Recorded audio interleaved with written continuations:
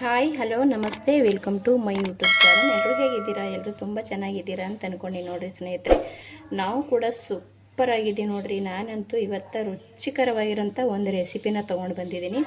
ಅದು ಯಾವ ರೆಸಿಪಿ ಅಪ್ಪ ಅಂತಂದ್ರೆ ನೋಡ್ತಾ ಇದ್ದರೆ ಬಾಯಲ್ಲಿ ನೀರು ಬರಬೇಕು ನೋಡಿರಿ, ಆ ರೀತಿ ಐತಿ. ಸಿಂಪಲ್ಲಾಗಿ ಮಾಡ್ಕೋಬೋದು, ಟೇಸ್ಟಿಯಾಗಿ ಕೂಡ ಮಾಡ್ಕೋಬೋದು, ಬೆಳಗಿನ ತಿಂಡಿ ಕೂಡ ಮಾಡ್ಕೋಬೋದು. ಇಲ್ಲಿ ನಾನು ರವೆ ಮಸಾಲ ಇಡ್ಲಿನ ಮಾಡಕತ್ತೀನಿ ನೋಡಿರಿ. ಈ ರವೆ ಮಸಾಲ ಇಡ್ಲಿನ ಯಾವ ರೀತಿ ಮಾಡೋದು, ಹ್ಯಾಂಗೆ ಮಾಡೋದು ಅಂಥೇಳಿ ಹೋಗಿ ನೋಡ್ಕೊಂಡು ಬರೋಣ ಬನ್ನಿ ಸ್ನೇಹಿತರೆ. ತುಂಬ ಸಿಂಪಲ್ಲಾಗಿ ಮಾಡ್ಕೋಬೋದು, ಅಷ್ಟೇ ಟೇಸ್ಟಿಯಾಗಿ ಕೂಡ ಇರುತ್ತೆ. ಹೊಸಬ್ರು ಯಾರಾದರೂ ವಿಡಿಯೋ ನೋಡ್ತಾ ಇದ್ದೀರಪ್ಪ ಅಂದ್ರೆ ಪ್ಲೀಸ್ ನಮ್ಮ ಚಾನಲ್ನ ಸಬ್ಸ್ಕ್ರೈಬ್ ಮಾಡಿಕೊಂಡು ಸಪೋರ್ಟ್ ಮಾಡಿರಿ. ಬರ್ರಿ ಇವಾಗ ರವೆ ಮಸಾಲ ಇಡ್ಲಿನ ಯಾವ ರೀತಿ ಮಾಡೋದು ಅಂಥೇಳಿ ಹೋಗಿ ನೋಡ್ಕೊಂಡು ಬರೋಣ.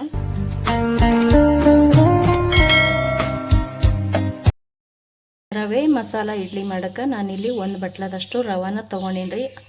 ಇದು ಚಿರೋಟಿ ರವೆ ಐತೆ ನೋಡಿರಿ, ಅಥವಾ ಬಾಂಬೆ ರವೆ. ಇದನ್ನು ನಾನು ಕ್ಲೀನ್ ಮಾಡಿ ಒಂದು ಬಟ್ಲದಷ್ಟು ತೊಗೊಂಡಿದ್ದೀನಿ. ಇದನ್ನು ನಾನು ಇವಾಗ ಮಿಕ್ಸಿ ಜಾರಿಗೆ ಹಾಕೋತೀನಿ ನೋಡಿರಿ. ಮಿಕ್ಸಿ ಜಾರಿ ತೊಗೊಂಡಿನಿ. ಇದು ಇಷ್ಟು ರವೆ ನಾನು ಮಿಕ್ಸಿ ಜಾರಿ ಒಳಗೆ ಹಾಕೋತೀನಿ ನೋಡಿರಿ. ರವೆ ಏನು ತೊಗೊಂಡಿದ್ದು ನೋಡಿರಿ, ಅದೇ ಬಟ್ಲಲ್ಲಿ ಒಂದು ಅಳತೆಯಾಗಷ್ಟು ಮೊಸರನ್ನ ತೊಗೊಂಡಿನಿ. ಆ ಮೊಸರು ತುಂಬ ಜಾಸ್ತಿ ಹುಳಿ ಇರೋದನ್ನು ತೊಗೋಬೇಡ್ರಿ, ಹಂಗಂತೇಳಿ ಸ್ವಲ್ಪ ಸಪ್ಪೆ ಇರೋದನ್ನು ಬೇಡ್ರಿ, ಮೀಡಿಯಮ್ನಾಗ ಇರೋಂಥದ್ದು ತೊಗೊಂಡ್ರು ಸಾಕ್ರಿ. ಒಂದು ಬಟ್ಲದಷ್ಟು ನಾನು ಮೊಸರನ್ನ ಹಾಕ್ಕೊಂಡಿನಿ.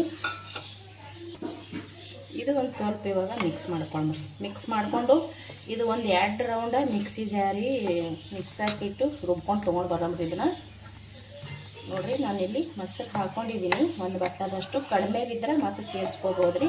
ಹಂಗಂತೇಳಿ ತುಂಬ ತಿಳಿ ಮಾಡ್ಲಿಕ್ಕೆ ಹೋಗ್ಬಾರ್ದ್ರಿ, ತುಂಬ ತಿಳಿ ಐತಂದ್ರೆ ಚೆನ್ನಾಗಿ ಆಗಂಗಿಲ್ಲ ಇಡ್ಲಿ. ನೋಡಿರಿ, ಈ ರೀತಿ ನಾನು ಸ್ವಲ್ಪ ಚಮಚೆಯಿಂದ ಕಲಿಸ್ಕೊಂಡು ತೊಗೊಳ್ಕೊತೀನಿ ನೋಡಿರಿ.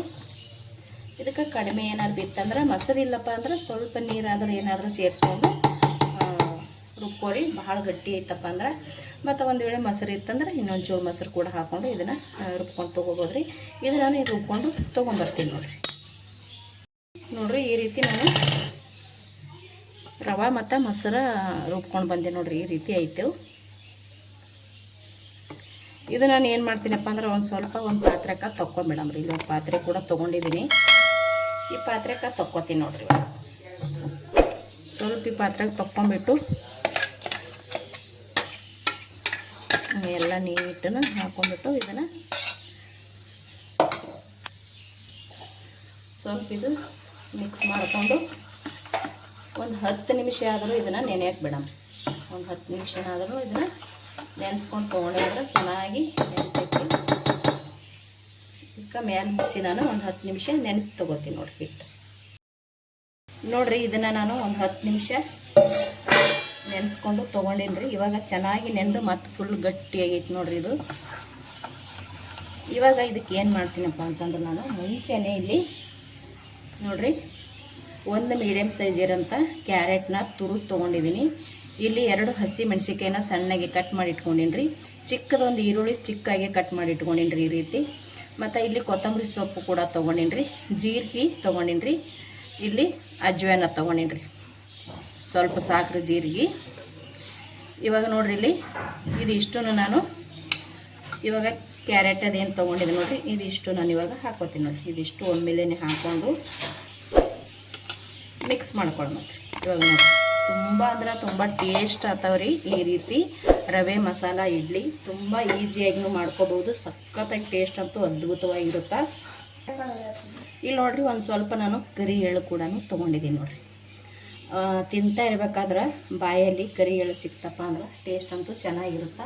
ಇದು ಫಸ್ಟಿಗೆ ಮೊದಲ ಒಂದು ಸ್ವಲ್ಪ ಮಿಕ್ಸ್ ಮಾಡ್ಕೊಳ್ಳೋಣ ಚೆನ್ನಾಗಿ. ಈ ರೀತಿ ಎಲ್ಲನೂ ಹೊಂದ್ಕೊಳ್ಳಂಗೆ ಮಿಕ್ಸ್ ಮಾಡ್ಕೊಳ್ಳೋಣ ಈ ರೀತಿ. ನೋಡಿರಿ ಎಷ್ಟು ಚೆನ್ನಾಗಿ ಕಾಣಕತ್ತದ, ಕಲರ್ಫುಲ್ಲಾಗಿ. ಟೇಸ್ಟು ಕೂಡ ಹಾಗೆ ಇರುತ್ತೆ ನೋಡಿರಿ ಸ್ನೇಹಿತರೆ. ನೋಡಿರಿ, ಇದು ಇವಾಗ ಮಿಕ್ಸ್ ಆಯಿತು ಸ್ನೇಹಿತರೆ. ಇದಕ್ಕೆ ಮೊಸರು ಬೇಡ್ರಿ, ನೀರನ್ನು ಬೇಡ್ರಿ, ಇದೇ ರೀತಿ ಗಟ್ಟಿಯಾಗಿರಲಿ. ನಾವು ಎಷ್ಟು ರುಬ್ಕೊಂಡ ನಂತರ ರವೆನ ಎಷ್ಟು ನೆನೆಸ್ತೀವಿ ನೋಡಿರಿ, ಅಷ್ಟು ಗಟ್ಟಿ ಬರುತ್ತೆ ರವೆ. ಇದು ಗಟ್ಟಿ ಇದ್ರೇ ನಮಗೆ ಇಡ್ಲಿ ಚೆನ್ನಾಗಿ ಬರ್ತಾವೆ. ಟೈಮ್ ಇದ್ರೆ ಒಂದು 10 ನಿಮಿಷ 15 ನಿಮಿಷ ಕೂಡ ನಾವು ಇದನ್ನು ನೆನೆಸಿ ತೊಗೋಬೋದು ನೋಡಿರಿ. ಇದು ಇವಾಗ ಮಿಕ್ಸ್ ಮಾಡ್ಕೊಂಡಿನಲ್ರಿ. ಇದಕ್ಕೆ ರುಚಿಗೆ ತಕ್ಕಷ್ಟು ಉಪ್ಪನ್ನ ಸೇರಿಸ್ಕೊಳ್ಳೋಣ. ಇದಕ್ಕೆ ನೋಡಿರಿ, ಇವಾಗ ರುಚಿಗೆ ತಕ್ಕಷ್ಟು ಉಪ್ಪನ್ನ ಸೇರಿಸ್ಕೊಳ್ಳೋಣ. ನೋಡಿಕೊಂಡು ಹಾಕ್ಕೊಳ್ಳಂಬ್ರಿ. ಜಾಸ್ತಿ ಆದ್ರೆ ಮತ್ತು ತಿನ್ನೋಕ್ಕಾಗಲ್ಲ, ಕಡಿಮೆ ಬಿದ್ದರೆ ಇನ್ನೂ ಒಂಚೂರು ಹಾಕೊಂಡು ಮಾಡ್ಕೋಬೋದು. ಇವಾಗ ಉಪ್ಪು ಸೇರಿಸಿದ ನಂತರ ಇದು ಮತ್ತು ಉಪ್ಪು ಎಲ್ಲ ಕಡೆ ಹಿಡಿಯೋಂಗೆ ಮಿಕ್ಸ್ ಮಾಡ್ಕೊಳ್ಳಂಬ್ರಿ ಚೆನ್ನಾಗಿ. ಇದನ್ನು ನೋಡಿರಿ ಈ ರೀತಿ ಮಿಕ್ಸ್ ಮಾಡ್ಕೊಳ್ಳೋದು.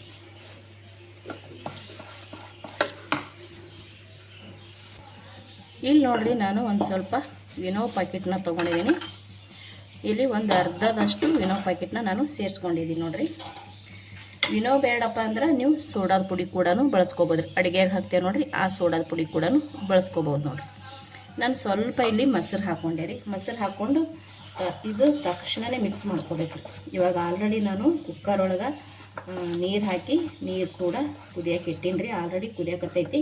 ಇದನ್ನು ಏನೋ ಹಾಕ್ಕೊಂಡು ಬಳಕ ಚೆನ್ನಾಗಿ ಒಂದು ಸತಿ ಮಿಕ್ಸ್ ಮಾಡ್ಕೋಬೇಕು ರೀ. ಒಂದು ಸತಿ ಮಿಕ್ಸ್ ಮಾಡಿಕೊಂಡು ಬಿಟ್ಬಿಡ್ಬೇಕು, ತಡಕ್ಕಿಲ್ಲದೇ ಮಾಡ್ಕೋಬೇಕು ರೀ ನಾವು. ಮತ್ತು ಏನೋ ಹಾಕಿ ಭಾಳ ತನ ಇದನ್ನು ನೆನೆಯಕ್ಕೆ ಇಡೋಕ್ಕೆ ಹೋಗ್ಬಾರ್ದು ರೀ. ನೋಡಿರಿ ಏನೋ ಹಾಕ್ಕೊಂಡು ಬಳಕ ಇದು ನಾನು ಮಿಕ್ಸ್ ಮಾಡಿಕೊಂಡೆ ನೋಡಿರಿ. ನಾನು ಈ ಥರ ಈ ಪ್ಲೇಟ್ನ ತೊಗೊಂಡಿದ್ದೀನಿ, ನೋಡ್ತಾ ಇರ್ಬೋದು. ಈ ರೀತಿ ನಾನು ಪ್ಲೇಟ ತೊಗೊಂಡಿನಿ ರೀ. ಇದೇ ರೀತಿ ಪ್ಲೇಟ್ ತೊಗೋಬೇಕಂತೇನಿಲ್ಲ ರೀ. ನಾವು ಇಡ್ಲಿ ಪಾತ್ರೆ ಒಳಗೆ ಇಡ್ಲಿ ಪ್ಲೇಟ್ ಇರುತ್ತೆ ನೋಡಿರಿ, ಅದರಲ್ಲಿ ಕೂಡ ಮಾಡ್ಕೋಬೋದು. ಮತ್ತು ಬೇಡಪ್ಪ ಅಂದ್ರೆ ಬಟ್ಲ ಸಿಗ್ತಾವೆ ನೋಡಿರಿ, ಬಟ್ಲಲ್ಲಿ ಕೂಡ ಮಾಡ್ಕೋಬೋದು. ಈ ಥರ ಇದ್ದರೆ ಈ ಥರನೂ ಕೂಡ ಮಾಡ್ಕೋಬೋದು. ಇಲ್ಲಾಂದರೆ ಈ ರೀತಿ ಪ್ಲೇಟ್ ಇರುತ್ತೆ ನೋಡಿರಿ, ಮನೆಯಲ್ಲಿ ಅಂತೂ ಎಲ್ಲರ ಮನೇಲಿ ಪ್ಲೇಟ್ ಇದ್ದೇ ಇರುತ್ತೆ. ಈ ರೀತಿ ಪ್ಲೇಟ್ ಒಳಗೂ ಮಾಡ್ಕೋಬೋದು ನೋಡಿರಿ. ಇದು ಯಾವುದು ಬೇಡಪ್ಪ ಅಂದ್ರೆ ಮಾಮೂಲಿ ನಾವು ಇಡ್ಲಿ ಮಾಡ್ಕೋತೇವಲ್ರಿ, ಅದೇ ರೀತಿ ಕೂಡ ಮಾಡ್ಕೋಬೋದು ರೀ. ಇಂಥದೇ ಪ್ಲೇಟ್ ಬೇಕಂತೇನಿಲ್ಲ ರೀ. ನೋಡಿರಿ ಇವಾಗ ನಾನಿಲ್ಲಿ ಪ್ಲೇಟಿಗೆ ಕೂಡ ಎಣ್ಣೆ ಹಚ್ಚಿ ಇಟ್ಕೊಂಡಿನಿ ರೀ ಮುಂಚೆನೇ. ಇದಕ್ಕೆ ನಾನು ರೆಡಿ ಮಾಡಿಟ್ಟಿರುವಂಥ ಈ ರವೆ ಮಸಾಲನ್ನ ಹಾಕೋತೀನಿ ನೋಡಿರಿ. ಇವಾಗ ಒಂದು ಸ್ವಲ್ಪ ಒಂದು ಅರ್ಧದಷ್ಟೇ ಹಾಕ್ಕೋಬೇಕು ರೀ, ಮತ್ತು ಉಬ್ಬಿ ಬರ್ತಾವ್ರಿ. ಇದನ್ನು ಒಂದು ಪ್ಲೇಟ್ ನಾನು ಹಾಕೊಳಕತ್ತೀನಿ ನೋಡಿರಿ. ಇಲ್ಲಿ ಒಂದು ಅರ್ಧದಷ್ಟು ಇದಕ್ಕೆ ನಾವು ಹಾಕೊಂಡ್ರೆ ಸಾಕು ರೀ, ಚೆನ್ನಾಗಿ ಉಬ್ಬಿ ಬರ್ತೈತ್ರಿ ಅದು.